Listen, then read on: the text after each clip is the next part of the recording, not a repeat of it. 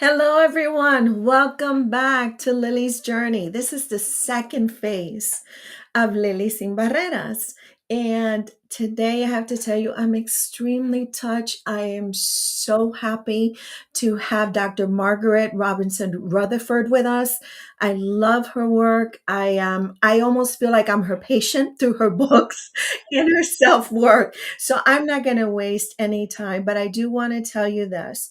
For any of you who follow me know that I like to speak my truth. I like to use myself as an example because I think so many people are wondering, can I ask that question? Is that appropriate?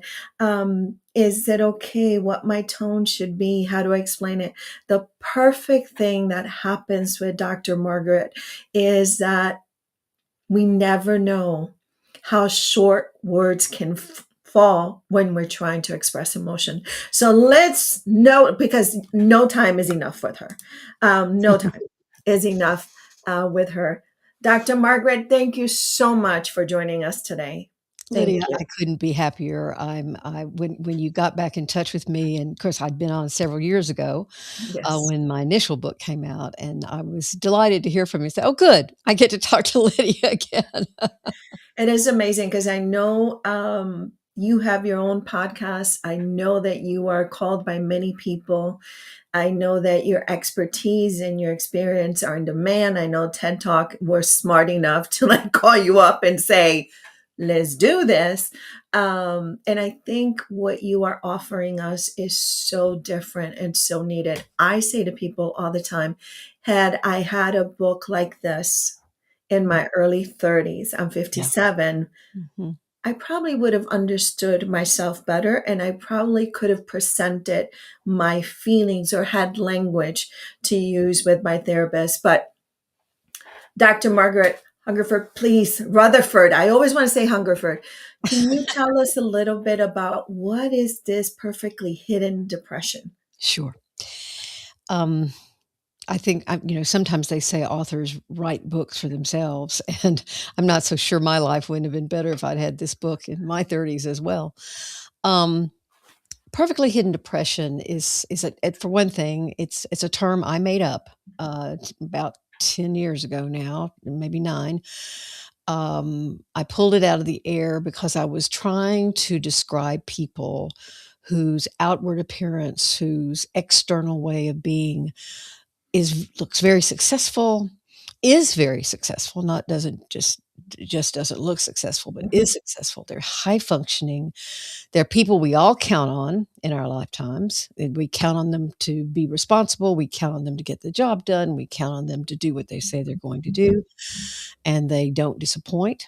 And yet, that way of being, those traits, initially was a protection from something. It was a way of hiding. It was a way of camouflaging emotional pain. Hmm. That then got pushed way down on the inside, pushed way, way down and out of sight, and that became such a strong habit that it almost became an unconscious process. I had a guy one time who had come in, actually, he'd not come in for this, but he was a great candidate for this, and he said to me in session one time, he said, "Margaret, you keep asking me how I feel about things." He says, "I don't really feel a lot. I think a lot. I make choices a lot. I get things done a lot. But do I feel other than feeling happy or feeling upbeat or feeling," he goes, I really know what you're talking about. And the thing that these people have in common is that is exactly that. They don't really know how to connect with emotional pain. They don't have words for it. They've lost their ability to verbalize, "I hurt, I'm angry, I'm more than angry, I'm so sad, I'm so disappointed, I'm so fearful." They just don't let those emotions surface. And so it is, and sadly, I mean, tragically, not just sadly, tragically, often these people can even be thinking about suicide. and no one asks them, "Are you okay? You seem different. Are you sure?" Because they don't. They've gotten so good at pushing it away or not thinking about it or whatever their modus operandi is, um, that people will say to me, "I was thinking about suicide," and people would be coming up to me and going, "I don't see how you get done, how you get done. I wish I had your life. I wish I was as organized as you, or I wish I was as whatever as you." And so it's incredibly lonely. I like to use myself as an example because that's how I found you. I Ah, was looking for so I before I had my mental health crisis, and then they diagnosed me 4 years later with a brain injury and, all of that kind of stuff, but it was 4 mhm. years at Wow. 42. But everything that you wrote in your book, I dived into my work. I was I am a pretty good advocate. I was the person you wanted in crisis. I was the advocate to show up. I was the communicator, the Mhm. liaison, the daughter who showed up. I was Mm, those things. mm. I would never in a million years. If I cried in the bathroom, a couple of tears, coach myself into, come on, people have it worse than you do. You have Oh, a yeah. roof over Oh, your yeah. head. You have a job. Your parents are doing well. Like I had a list of things to minimize my feelings. I didn't understand any of that, Sure. not even in the therapy in my recovery until I found your book. Wow. Okay. Well, that's an honor. I'm so glad that it was around. You're talking about gratitude and not, and there's nothing wrong with gratitude. Mhm. It's when I think the terminology these days is when it becomes toxic positivity, meaning that you don't even let yourself consider some of the hard things in your life or the losses in your life because you've got so much to be grateful for. And that's wonderful to have gratitude. It's essential, really.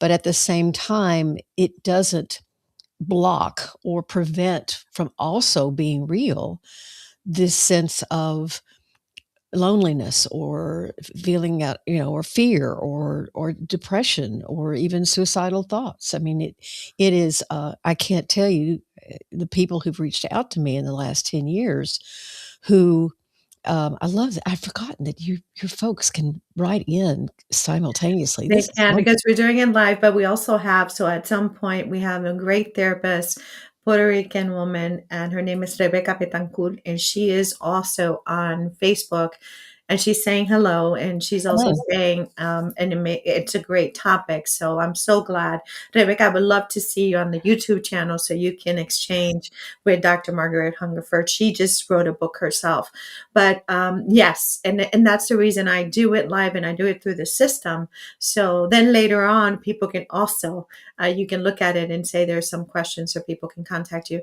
Dr. Margaret Hungerford, I know that you have, there's so many stories, and this is what I love about your book because you give examples, but mm. you're also very open. And this threw me for a loop when you said, I know what it is to have panic attacks. I Oh, don't know. I was like, excuse me. I listened to that over and over. I was like, did she say I, or was it a story? And over and over and over. I was like, did she say that? Because it is so hard to find someone who would say, me too. I get it. oh, yeah. Oh, I no. get it. I developed panic attacks in my, mid to late 20s, and I'm now 71, and I still haven't gotten. We'll talk about the creams, the nutrition, all of that stuff Yeah. later on. Okay. I mean, they're a lot better, and I understand. I have actually, I thank them sometimes. I named my panic Bob, so I thank Bob because he's given me quite a bit of humility. And in fact, when I gave the TEDx, Lydia, I actually was having a panic attack. I thought I was going to do okay, and from my waist down, I was shaking and I could feel the panic coming on. And I have never fought more. harder for it not to overtake my whole body so you could see me shaking, so, uh, yeah, it was my I don't know, it was God, it was willpower, it was luck. I'm not sure what it was that I could control it, but, um, yes, I've had anorexia in my lifetime. I've had divorces in my career in my life, uh, and, I'm just like everybody else. I have my issues. Now you have over what, 30 years of Mhm. experience. Yeah. Um, Coming up with a book of this nature, I call most of most of the people that follow me are gappers, and are people who are high functioning just like me. And when I tell people I'm disabled, they look at me like, "What do you mean Yeah. disabled?" Yeah. Um, the crisis was 4 years, right? Like, it lasted 4 years. Nobody knew what to do with me. You have a great husband, you have a great home, so everybody that I worked with coached me into not feeling what I was feeling. I didn't know Mhm. what I was feeling, first of all. Mhm. I was in violent, I was in, aggressive verbally. I didn't express those things. The least, comfortable emotion for me is anger. Yeah. I You had and a to lot of learn people. I had to learn. I was like, because to me, that was losing control completely. Mhm. Mhm.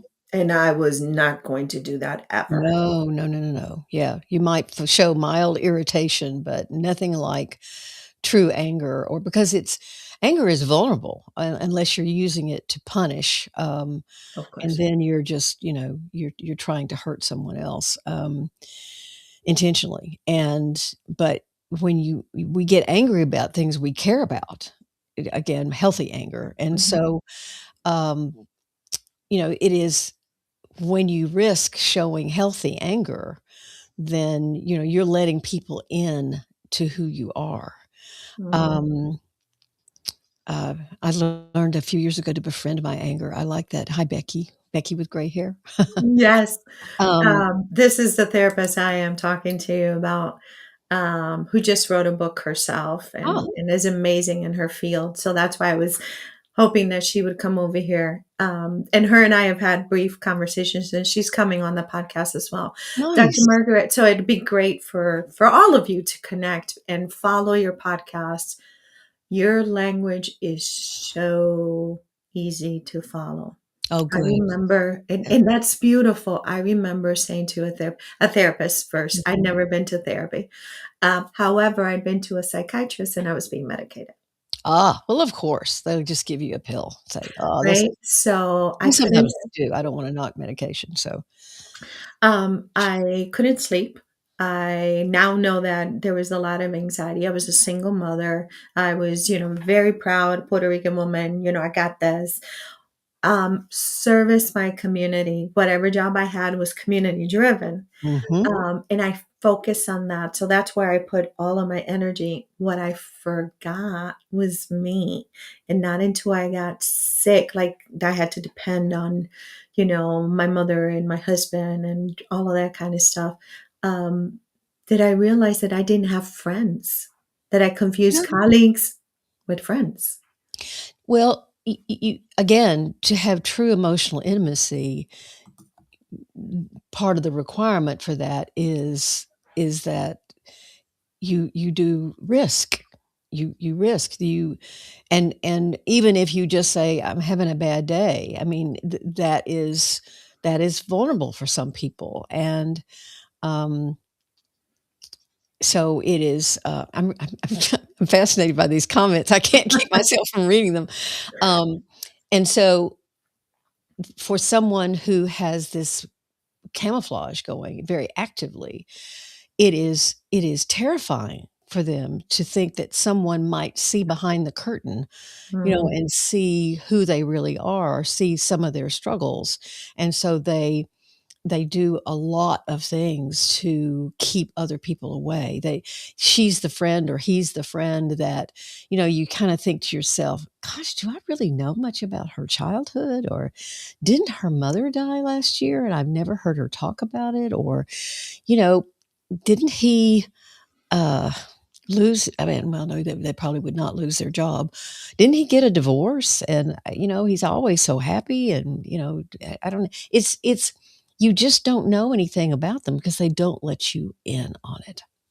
And, because of fear. Because, I mean, I've had, I interviewed for the first book, I interviewed about 60 people who had, volunteered to talk with me from all over the world, really. They volunteered. They volunteered, and I asked them, "Why in the world would someone from, Virginia who's a surgeon reached out to a therapist in Arkansas who they don't know and tell me their life story?" And to a T, they all said, "Because I have been so lonely. I don't want to wish this life on anyone." Yeah, I look great on paper, so to speak, but I I never those tears you were shedding in your bathroom, it's like they were secret tears, and these people keep a whole lot of secrets that are really, do a lot of damage over time. Yeah. One of the things that people shy away from talking about is how someone can look so composed, if you will, Oh, great word. so composed, and then just like I looked, and then we intend to terminate our lives. I ended up in a coma. Nobody in a Oof. million years would have thought that I was there. But the Mhm. pain was so great, the confusion, the not being able to take care of myself. I went down that. And it's so difficult to this day when I do either a workshop or a chat or whatever. The first thing people ask me is, can you not speak of suicide? And I Mm. usually say to them, that's part of my story. So I can recommend other people Sure, sure. that you can have, but I cannot be untrue to my story because I know there's somebody out there probably thinking, I've had those thoughts.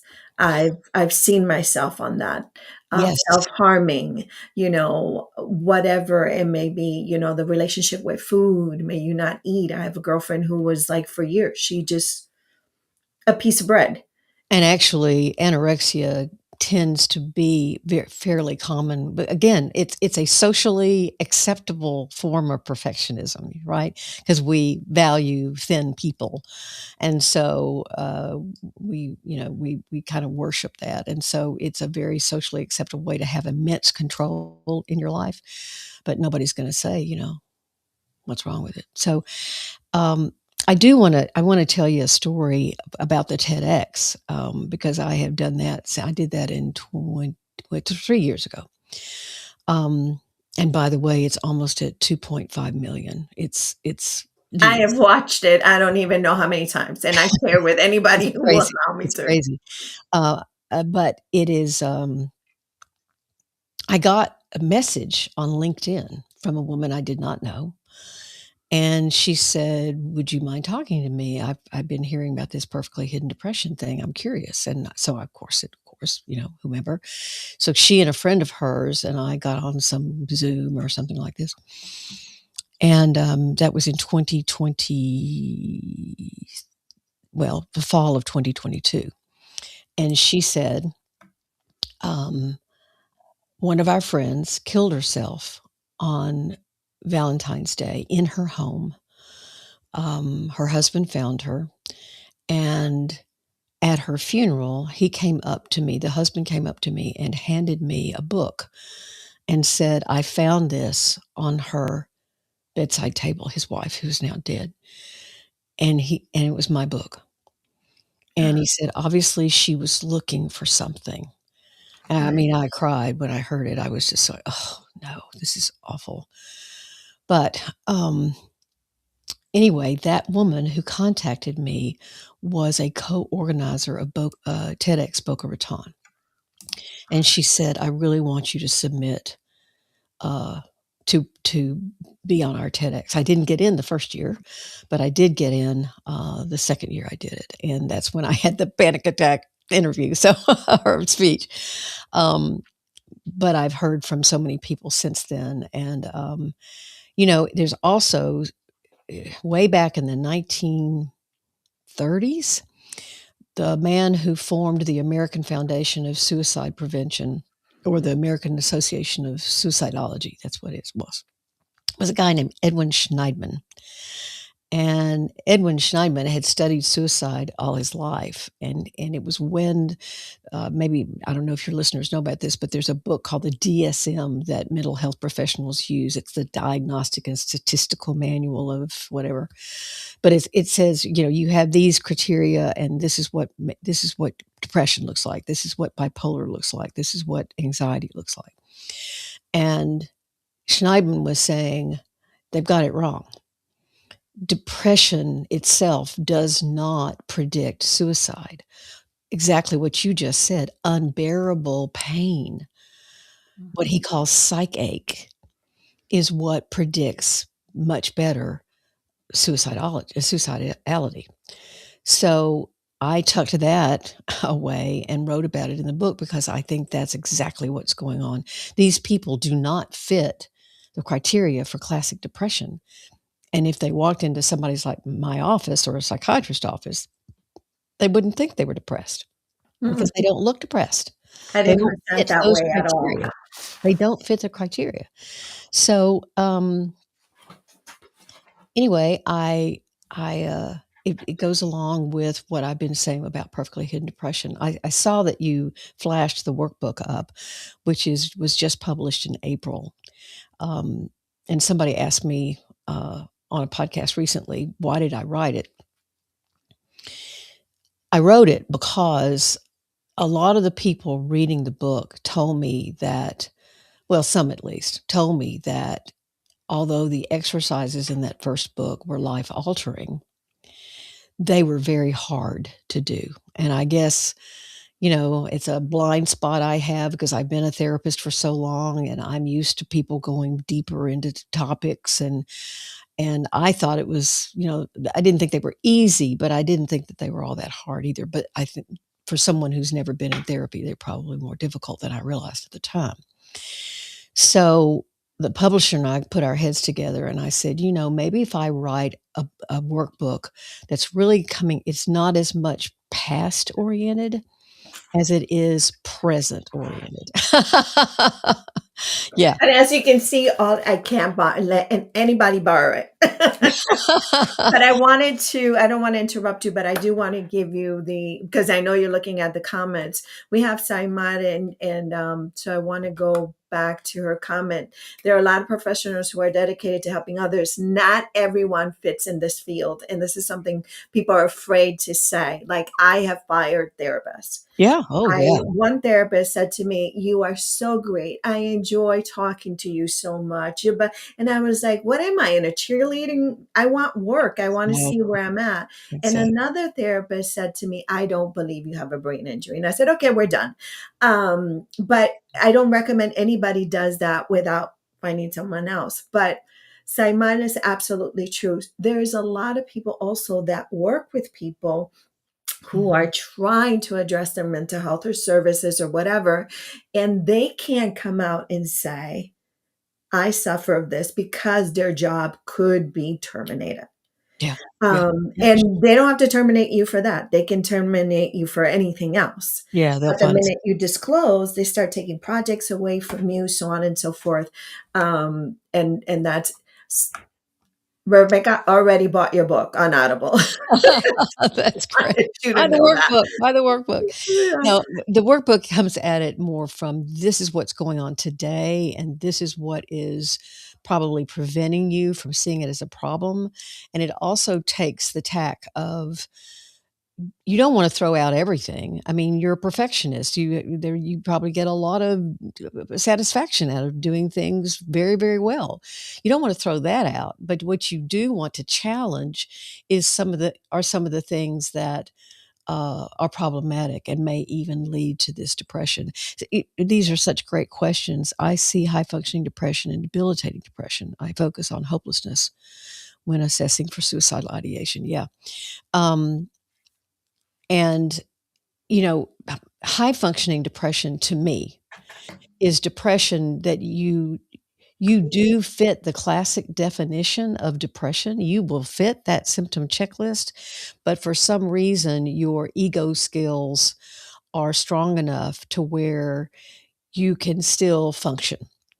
You may be going to a therapist, you may be on, you may go for a 5-mile run every day. You may, uh, you may have a job that wouldn't let you off for any time anyway. So so it's more high functioning depression. I think a lot of these people with perfectly hidden depression know in their gut something isn't right, but they would vehemently deny they were depressed. So, or they had any kind of thing. I want to recognize Mia Losada, which is an amazing actress.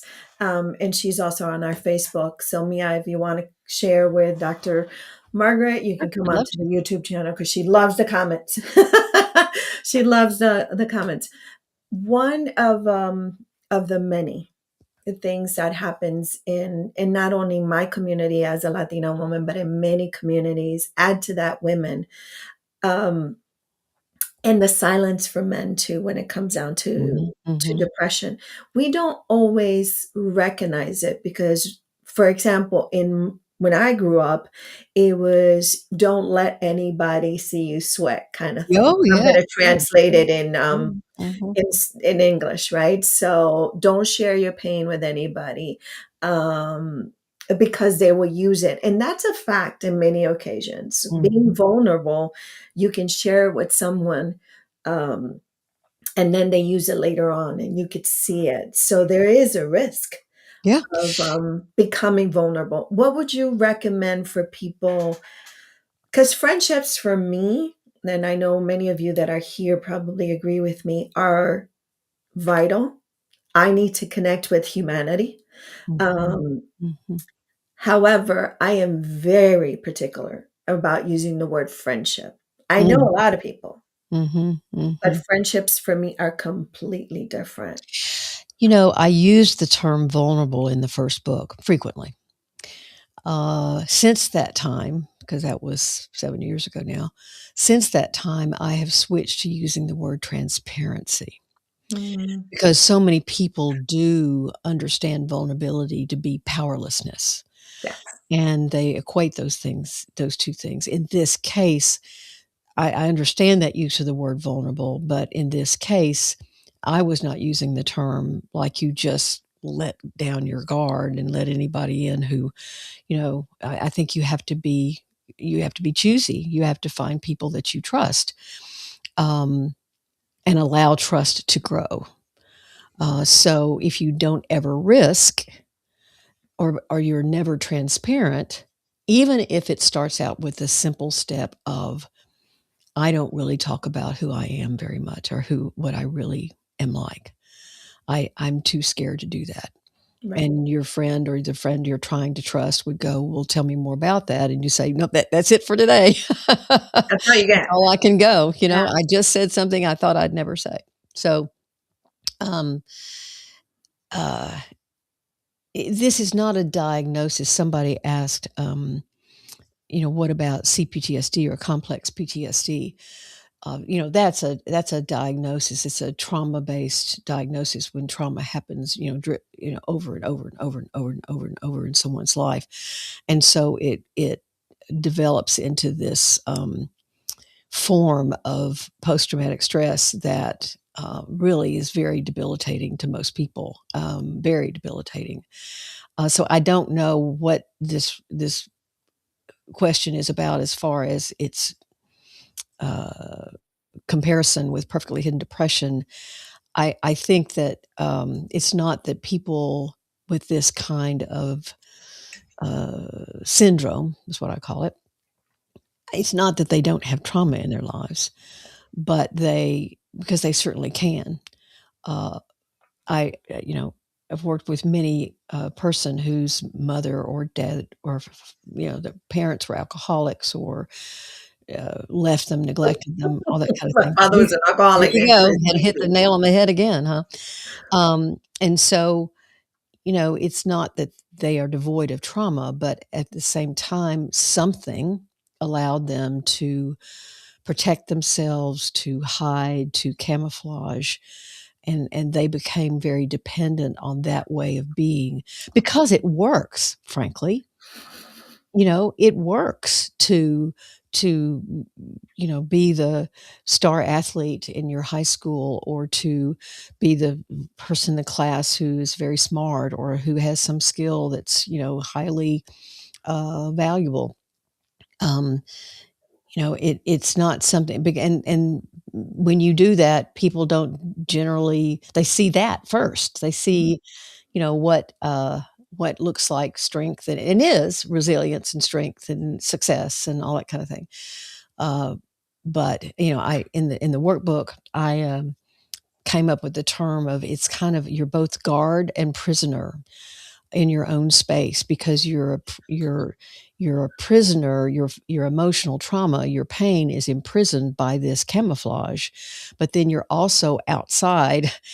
You don't want anybody to know that's going on, so you're Mhm. also a guard, so you have to keep your guard up to make sure that nobody can guess what could be, again, I used this term before, but behind the curtain. I I find myself I read your book often because I use it as a reference. Coming from a military side, Mhm. w we are peeps. Suck it up. While saying strong person asks for help, then you are labeled wrongly and lose opportunities. This is so brave, and I'll tell you why this comment is so super brave. This is my husband. Ah, hello. 35-year veteran of the Air Force. And I don't think he ever, and he would tell you this himself, not until I got sick, he saw up front Yeah. what can mental health look like. And that changed completely for him because he was so devastated that it was happening to his wife. And how could it happen to the happy woman and the Right, right, go-getter right, and, right, right. like all of those things. Jessica, thank you. I recently walked away from a friendship. This is Mia Losada. Mia, come on to YouTube also. I recently walked away from a friendship that became very unhealthy.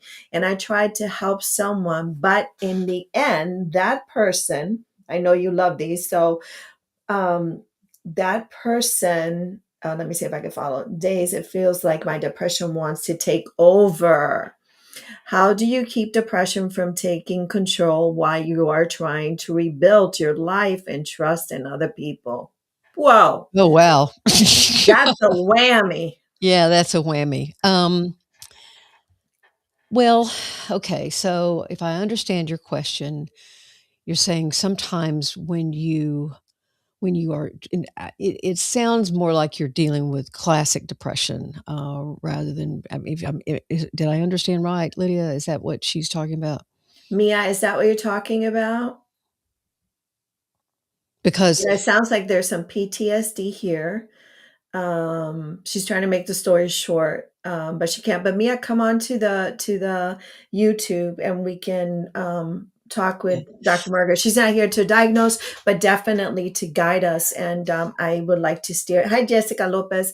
Um, I would Well, like to steer people to her podcast and to all the work that she does because it will give you a better insight. I would say for me, it's mhm. been very difficult, and you helped me out here, Dr. Margaret, because somebody has a PhD and it's not me. Um, And of course, those 3 letters make me the no, no, best. they mean a lot. Trust me. I followed your work.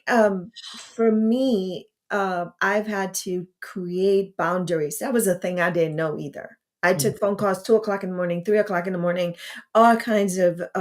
I had to come up with boundaries because people who were also struggling um, could take all of me, Right. and then I was exhausted. However, I felt guilty. Right, right, right. I'm taking care of myself? Oh, no. Yeah. I didn't even know I was doing that. I felt selfish. Yeah, I was yeah. like, how can I not be there for someone else Oh, when they need exactly. them? Am I being a hypocrite? Because I suffer of depression and anxiety as well. Right, right, right. I think her question is interesting because when you're trying to work through a depression, depending on how severe it is, it can take all of your energy. I mean, it is I called classic depression sort of this black hole that, it's just your energy is imploding all the time and you're trying to push it out and care about something other than yourself. But it's a self-centered kind of disease. Not because you are self-centered, but because the actual disorder pulls you in. So when you're trying to get your life back together, I think you have to try to make sure you're not, well, you've got support for one thing, whether that's through therapy or family or friends. And so you can, you can say, I'm going to try to think differently or reach out and try something, but I need lots of affirmations and belief, and I need things that, sometimes I can't give myself. To say something to your husband, I did not author this sentence, but I wish I had. I read it last year and included it in the book. Someone wrote, asking for help is a sign of intense determination. Oof. It's like, I don't think I have the energy to do this. I don't think I can complete this without asking for help. I'm stuck. I'm paralyzed. I'm scared. I'm doubtful. And so, when you ask for help, it's just because for whether it's about pride, whether it's about being told you don't share your struggles with anybody else, whatever the reason for it, it is very hard for a lot of us to ask for help. I'm one of those people. And so it just showed this intense determination. I'm going to do this thing that is hard for me because I'm so invested in this project or this for this move or choice or job or my child or whatever. So, whatever it is, a spiritual calling, whatever it happens to be, sometimes we all need that support, that affirmation, even the guidance of someone else. I often find myself sharing with people that love is very powerful, Mhm, but healthy love.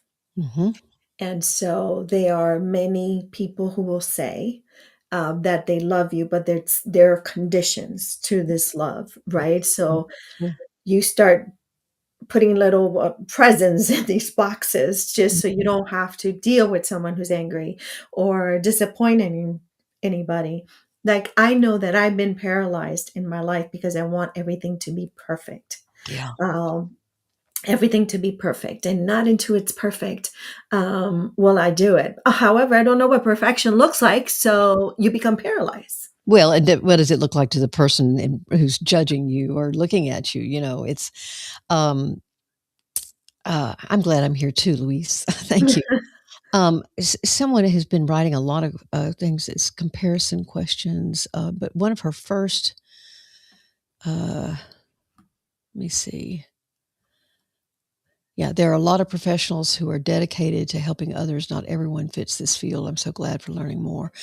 Um, yeah, and the stigma or the judgment again, I think is from this idea that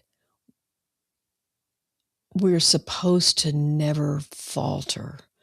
We're supposed to never have doubt. We're somehow or another, we have this guide of, uh, if something's wrong with me mentally, that means I'm less of a person.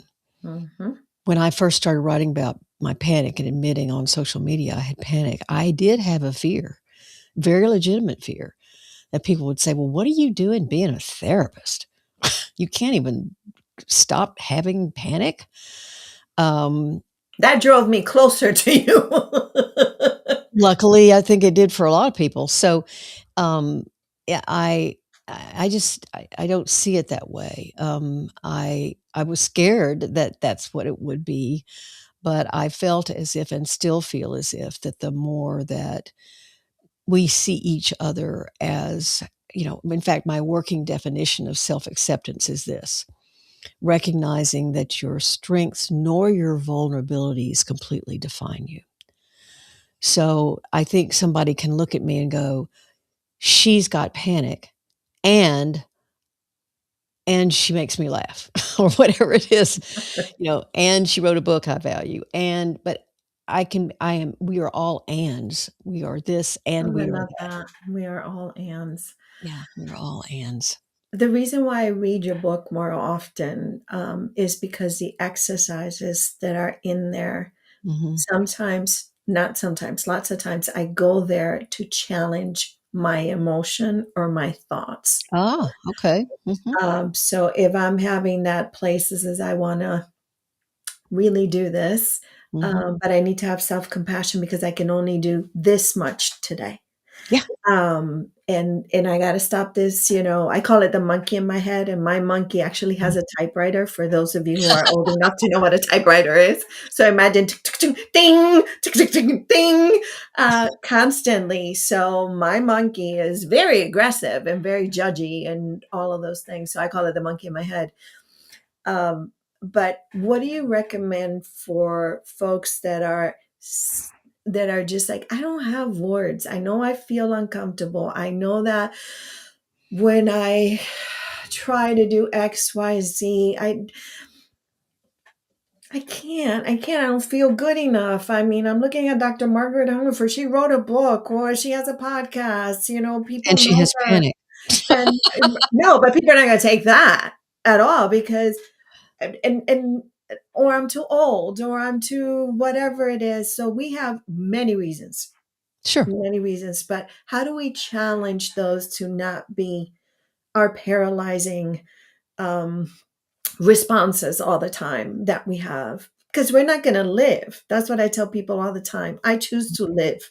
Mhm. And that's how I fight some of these emotions. I Mhm. talk to the monkey and I'm like, dude, I'm gonna live. Okay. So fight, you can be the co-pilot for a little bit, but I'm gonna drop you off somewhere. Yeah. How do we do that? What are your recommendations? Well, I think that those are, I read a book years ago when I was first in therapy, How to Tame Your Demons. And it was no, How to Tame Your Gremlins. That's what it was. How to Tame Your Gremlins. And because we've all got little gremlins in our ears Oh going, yeah. "You can't do that. You're too old to do that. You don't really understand. People will think you're stupid. You'll probably screw up." Um, and we can listen to those gremlins, and your life gets smaller and smaller and smaller and smaller. Or we can begin to recognize that first you have to be aware that they're there. You have to be aware that you've got these thoughts. I mean, we all have self-talk going on all the time. And actually, what the biologists are saying now is that the reason why so much of it is negative is that's biologically determined because basically, when we were Neanderthal or Cro-Magnon people, we said, don't go in that cave. There's a dinosaur in that cave. Okay. So, danger, danger, danger. So, that part of our brain is very fundamental to keeping us alive. Um, but often what started out as protection for ourselves then becomes the way we live. That's the whole premise of perfectly hidden depression, in fact. So, but you have to say, do I want this to govern my life? Do I want this fear of making a mistake? Do I want this fear of maybe calling attention to myself or doing something that would call attention to myself? Or um, do I really want that to be the way I live my life, or do I want to challenge it? Some people will say it's not worth it to me. It scares me too much, and okay, there you go. We all have things that there's certainly things in my life that know I could change if I wanted to, and I don't have the strength or the courage or whatever. Um, but what I have found in my 71 years is that uh, the thing that keeps you young is to keep on realizing that you can grow. You can change. Change is possible. It may be a little bitty, it may be small, but it's more than possible. And so, um, I think that that sense of growth, that sense of if I'm going to be alive another day, and thank you, I'm glad to be alive another day, Amen. then I want to be vital. I want to have a mindset of growth and curiosity and believe in my ability to make some sort of movement that is important to me. You are And so right about that, Dr. Margaret, because when I started recuperating, now I had all these jobs that some people would call, good jobs or important careers. I wanted to be part of society again. I wanted something. And I mhm. went to clean houses, which I'm really good at, by the way. Oh, there you go. I was trained by my mama who's here. But I became a CNA. I wanted to do something and love certified nursing assistants. Please fight for them constantly because you have no idea what the job entails. I loved it, but I didn't have experience. So I was like, I will do anything. Just wearing that uniform every day Mhm, mhm. with my little badge for Sure. a company that I worked at that was Help at Home, which I adored because they gave me an opportunity. And then Mhm. from there, I went to, but people were brutal. Oh, I bet. Oh, people were brutal. They're like, I can't believe you're not ashamed. You're not this, you're not that. Um, you used to work, on TV, or you used to do this, or you used to do that. How could you? And I remember saying, I'm alive. I'm Mhm, alive. But I would cry in my car because some people I thought would respect me more than that. And I mhm. didn't always have the strength to say to people, go fly a kite, Yeah, you yeah. know, Wow. go do something. Wow, what a Um, and determination. then I went to I became a PCA where I took care of people. I didn't take care of people. They took care of me. Mhm, They mhm, built me. mhm, And then I became a CNA, and I worked in a dementia unit, mhm. and I loved it. Wow. But it was my way of getting back to society. But just getting up in the morning Mhm, and wearing my uniform mhm, and having that little badge there that said that I belong somewhere mhm, mhm. made made a world of difference. A My world. own personal story, that's powerful, Lydia, it's really powerful.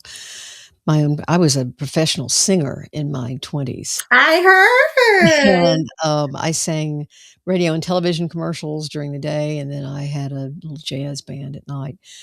And I loved singing, but the music lifestyle, which is full of sex, drugs, and rock and roll, was not bringing out the best in me at all. And I lived more than a decade of a lot of chaos.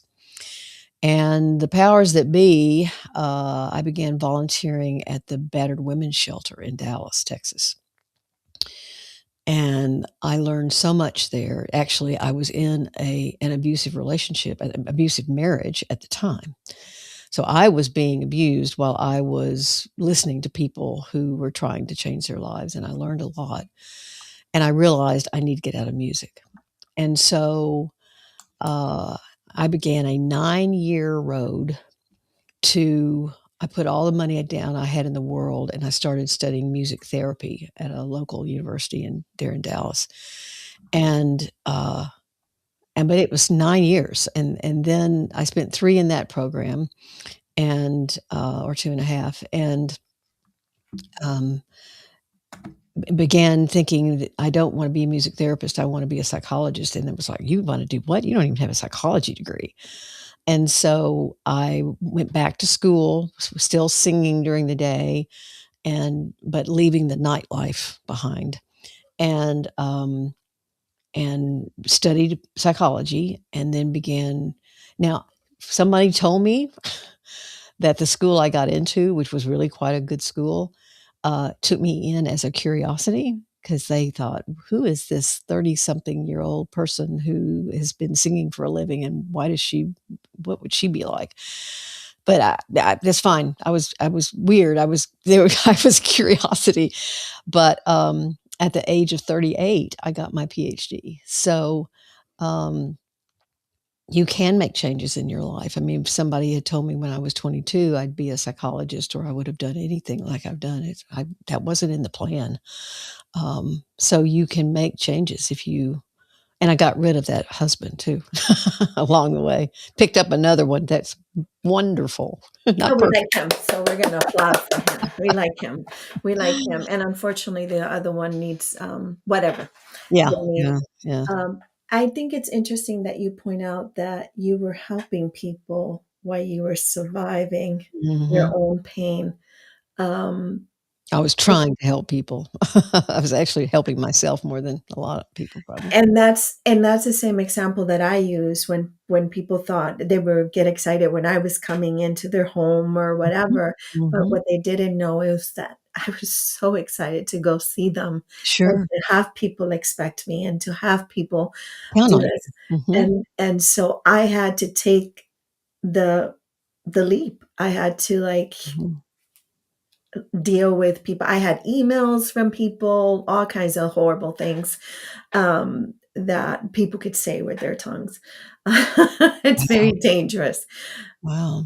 However, Dr. Margaret, I want to talk to you about the topic that nobody wants to talk about is suicide. Mhm. I heard, and I won't say who because they're really renowned and stuff like that, but someone else told them, but they keep repeating it. That they saw this person and they said, well, this person talked about suicide, and the psychiatrist said, oh, they're not going to commit suicide. They have makeup on today and all of this kind of stuff. And I thought, oh my God, oh Yeah, my God, oh my God, oh my God, yeah, oh my God. yeah. You can see someone at 9:30 in the morning and then You can't really see them. They're not letting you see them. They're not letting you see what's there. You know, one of the misconceptions about suicide is that, um, it's not felt very often. Suicidal feelings aren't felt very often. I cannot tell you how many people in the 30 years or more I've been a therapist have told me, sometimes I just think I'd be better off dead, or I don't know how to get out of this. And sometimes I think about, well, maybe I could kill myself. They don't try, they don't do it. They need to talk about it. mhm. We need to, there's a model of suicide assessment called the strengths-based suicide assessment model. It's by John Summers, Sommers Flanagan, Flanagan. And he talks a lot about, he's out at the University of Montana here in the United States, and he talks about how, you know, you normalize the idea to someone. You say, I've worked with people before who are going through what you're going through, whether it's having ALS or it's having some other disease, or if it's going through a divorce or just being a teenager, or, whatever it is, um, that they'll say sometimes it's just, I just want to end my life. And do you ever feel that way? And you invite people to talk about it because they like feel seen all of a sudden. Can we talk about it? Is there are the police outside? Are they about to pick me up, take me to Or the take morgue? away my children. You know, it is very common. I mean, it would be impossible for all the people that I've seen who have, and these are not. I don't work in a psych hospital. I work in a private practice in Arkansas, and with other venues as well. But still, it is, that idea of, like we were talking about before, Edwin Schneidman is saying, this pain feels unbearable. What I think he would say, and I would say now, is that sharing that with someone can feel like a huge relief. It can make that pain more bearable. And so it is about um, realizing that someone's not going to judge you harshly.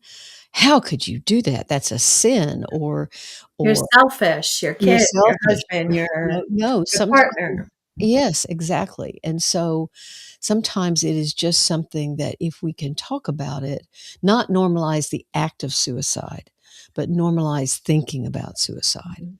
Mhm. And so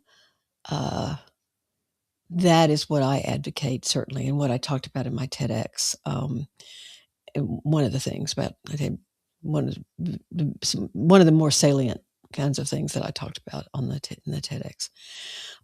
By the way, if anybody wants to watch that, it's called How to Recognize Perfectly Hidden Depression. It's on Oh, YouTube. I'm showing it. Don't you worry. I Okay. am showing it. It is amazing. I can't believe how short of a time you have and how much Yeah, you were able to cover on that. That yeah. would be nerve-wracking for me. Um, It was it was totally not nerve-wracking. hey, it was not an easy thing to do at all, and, yeah, I was very honored, though, to be able to do it. Do you, and I'm sure you have because I've heard you speak on it, but I want others that are therapists or are thinking about addressing some of these things. Did you get pushback from others when you decided to write this book? Yes. I was told that I was pathologizing resilience and courage, and that I was making something, and then there's some sort of Enneagram profile that fits. I think it's I w I don't know the Enneagram very well, but they said, "And you're making that Enneagram profile something there's something wrong with it." Again, I don't see that I'm doing that at all. In fact, resilience is something that I hope that many of us learn to have if you don't have it already. And so but it is what I'm trying to introduce is the idea of maybe 90% or 80% of the time I can feel very resilient. That doesn't mean, again, back to that doesn't mean that I don't get scared or that I don't get tired or that I don't doubt myself or whatever it happens to be. I'm not a Giuliani fan now, but when he was mayor of New York and 9/11 happened, he said, "I thought I knew the definition of courage, but I did not. The definition of courage is still being afraid and keeping on going." So it is the fact that these people in camouflaging their pain, uh, they look terrifically resilient, but they don't have the option of sometimes saying, "I'm not sure I can do this." Um, I'm exhausted. I'm Yeah, I'm tired. exhausted. Where am I gonna find the energy today? And sometimes it's okay to have that moment. And that doesn't make you a weak person or a sick person or whatever. It just we all have those moments. And, well, some people don't admit having those moments, but Yeah. they so, yeah. So and the other thing that I've gotten criticized for, which if you listen to the TEDx, you'll hear about, and it's also in the book, is that I had a woman's husband reach out to me one afternoon that I happened to be off, and he had gotten a strange message from her, and these were people I had seen in therapy, and he said, "Do you know of anything?" And I said, "No," and, so he said, "I know this is a weird ask, but I'm 3 to 4 hours out of town, and I'm worried about" I called her Natalie in the book. "Will you go check on her?" I had never done that before. I've never done it since, but something in my own gut said, "Go." So I went, and sure enough, she was in the act of trying to kill herself, and so she had taken a bunch of pills. And I've gotten not highly criticized, but there's certainly some voices on the TEDx, and I've heard from some people to say, "That's unethical, you should have lost your license. You should have called the police, they could have done a wellness check, blah, blah, blah, blah, blah." Maybe. Uh, I can see why that could be considered unethical behavior. I didn't Would I do it again? Yes, I would do it again, because to me, it was more important that I get there very quickly, and I knew I was very close to their home. Um, wellness checks can take an hour or 2 hours to be performed, and to tell you the truth, it didn't even cross my mind. I just said, "Okay, if she gets mad at me, if she, thinks I'm intruding, then, but instead I see her around town every now and then because she lived, and she'll say, "Thank you so much." So, you know, am I the most traditional therapist? No, I guess I'm not. I appreciate that you've Well, chosen thank you. not to be the most But, traditional one. it's still, there was something in me that said, "I know ethically this is not the right thing to do, but I'm still gonna go do it." So, there you go. I am so honored every time you say yes to come on this podcast. I hope that you will come back Anytime. soon. You can tell that there are people who are going to watch this later. They're watching you on Facebook. They're watching you here on the channel. We will download it so people can always have it. They can always look at it. You can look at the questions, and if you want me to send them to you, I'd be happy. Or Yeah. the comments. I really am touched by the fact that you care about so many of us, Mm, especially those who are unseen and mm. unheard, and are right there in the gap, where we have no, we're not broken enough to qualify for this visually anyway, Mm. or we don't fit in the DSM-5, or we're too, our hair is too pretty, or we wear makeup, or Yeah, whatever that thing yeah, is. We yeah. have a career, whatever it is, and then we start shrinking and shrinking and shrinking and shrinking. Um, I am so grateful that you are doing this work, and I pray that you continue and that people continue to open doors. This is your home. I want you to come back. Thank you. I Anytime. want you to come back. And for all of you, trust me, you get a newsletter from her. It's in plain English, by the way. Yeah, It's there not you go. like you have to go get the dictionary. That's how old I am, right? People are like, "What do you mean the dictionary?" Well, me too. You Let have me it get on out the my phone. Encyclopedia Britannica. Right. It's not like you have to stop the book or the newsletter and go and find the word all the time and so on and so forth.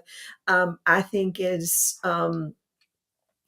I think it's beautiful the work that you do. I think your podcast, here is Kathleen 10 Hours. You might want to look at some of her stuff. She is a survivor, thriver of sexual assault since she was Oh my 6. goodness. And Oh, she has this beautiful book, and I talk about a lot with her on my podcast as well. And we have this little project that we call All About Ourselves, All About Us.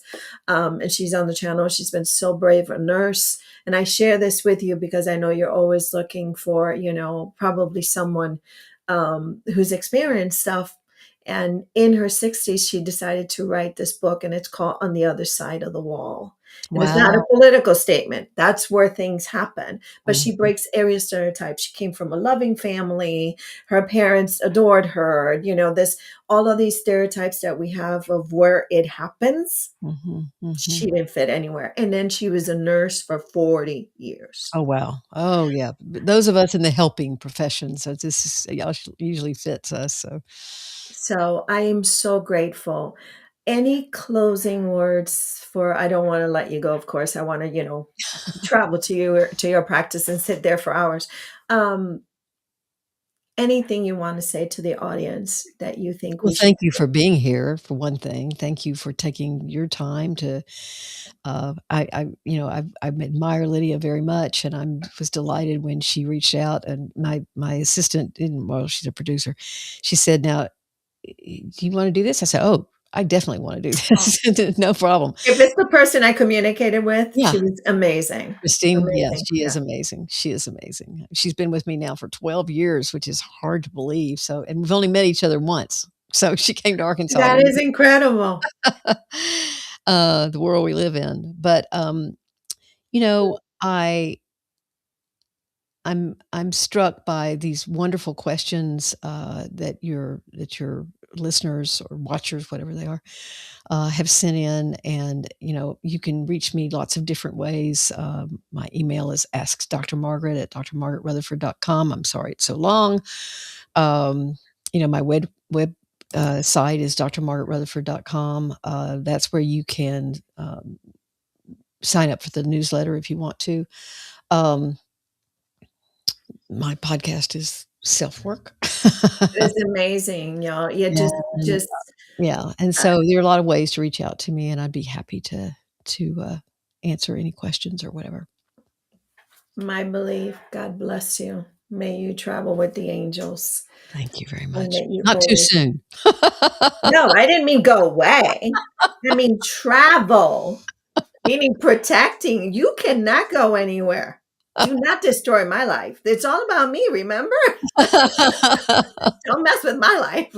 No, what I meant by that is the angels covering you and opening doors for you, and that more people get to know you and hear it. And before we close, her voice is so beautiful on the podcast. So it's so easy to listen to. So it makes perfect sense that you're a singer. Once a singer, always a singer. I Yeah, mean, I guess so, I yeah, guess so, but, but that it is voice funny, is I've had people so. tell me my voice makes them go to sleep, so Well, that's relaxing. That's relaxing. So when you listen to the podcast, you're really going to listen to a soothing voice, and I love it. Well, I thank love you. it. I Thank love it. you. So again, thank you, Dr. Margaret. I hope that we see each other very, very soon, and that you continue your work. Please, Thank you. we need you out there. And Thank to you, all of thank you, you for all. I'll see you on the next one. Alrighty, sounds great. Thank you, Lydia, so much. God bless you, Dr. Margaret. God bless all of you. Yeah, as I like to say